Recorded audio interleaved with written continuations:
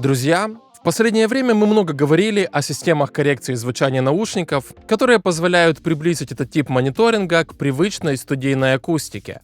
Действительно, и Sienna, и RealPhones, и SonarWorks работают замечательно, существенно улучшая оригинальные звуковые характеристики наших наушников. Но все это цифровые обработки со своими преимуществами и недостатками. А есть ли варианты улучшить звучание наушников аналоговым способом? Я задался этим вопросом, и после довольно длительного изучения темы, а также множества экспериментов, я нашел идеальное решение, которое вы сейчас видите на ваших экранах. Вы могли заметить, что для аналоговой коррекции звучания моих наушников я использовал специальные бумажные вкладыши, которые напоминают пекарские формы для выпекания маффинов. И, собственно, это они и есть, но я сделал некоторые модификации, которые делают эти формы подходящими для наших задач. В первую очередь я добавил специальные отверстия, которые позволяют сфокусировать звучание излучателей наушников и направить его прямо в мои слуховые каналы. Кроме того, я немного разровнял гофрированную поверхность по краям, чтобы убрать лишние призвуки и несколько стабилизировать дрожание на низких частотах. За счет вот таких модификаций пекарские формы превратились в очень эффективное решение для создания более точного, сфокусированного звучания моих наушников. Сейчас я покажу вам, как правильно прорезать отверстия в обоих вкладышах, чтобы каждый из наушников звучал одинаково и не было никаких специфичных девиаций в звуке. Для начала возьмем две бумажных формы для маффинов, сложим их одна на одну, теперь сгибаем посередине, расправляя при этом края. Теперь возьмем ножницы и сделаем надрез посередине, примерно вот в этом месте.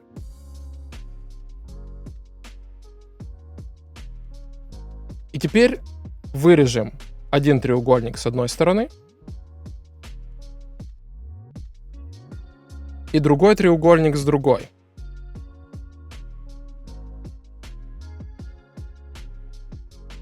Получилась вот такая фигура. Разворачиваем и получаем очень удобные, очень подходящие для работы бумажные вкладыши. Вкладыши типа Белоснежка создают сбалансированное, точное, детальное, нейтральное аналитическое звучание для наушников. Это очень хорошо подходит для задач редактирования аудио, сведения и мастеринга. Белоснежка лучше всего работает с открытыми наушниками. В то же время для референсного прослушивания аудиозаписей я использую другие вкладыши типа Карнавал. Вы видите, что за счет цветной текстуры они несколько подкрашивают звучание, делают его более объемным, открытым и живым.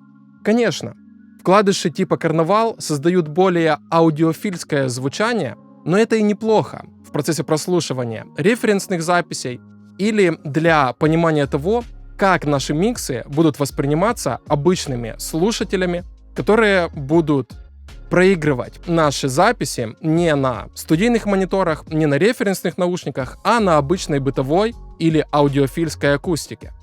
Вкладыши типа Карнавал лучше всего использовать с закрытыми наушниками, поскольку они позволяют дополнительно абстрагироваться и изолировать себя от окружающих шумов и тем самым глубже погрузиться в восприятие, анализ и наслаждение музыкальным материалом. Ах да, ребята, с 1 апреля. Но, а если серьезно, сведение в наушниках становится все более популярным и появляются все новые и новые системы коррекции, как программные, так и аналоговые, которые позволяют сделать звучание наших наушников более качественным, более детальным, бла-бла-бла и так далее.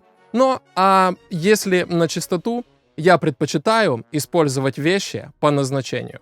И формы для выпекания маффинов следует, как мне кажется, использовать с маффинами. Они здесь работают лучше всего. Ну а пока, до скорой встречи! Плывите к звуку!